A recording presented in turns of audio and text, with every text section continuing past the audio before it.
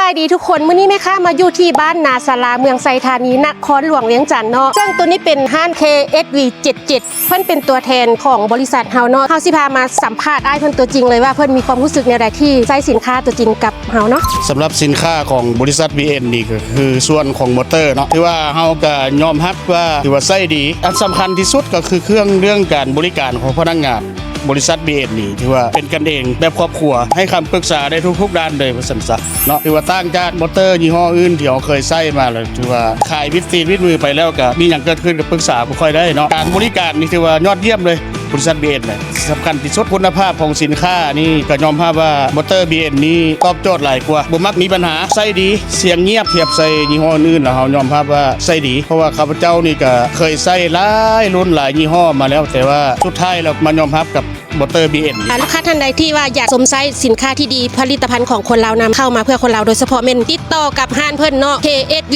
77ได้เลยเด้อนำอ้ายเพิ่นสุดหล่อนี่เลยเนาะมื้อนี้ขอกล่าวคำว่าสบายดี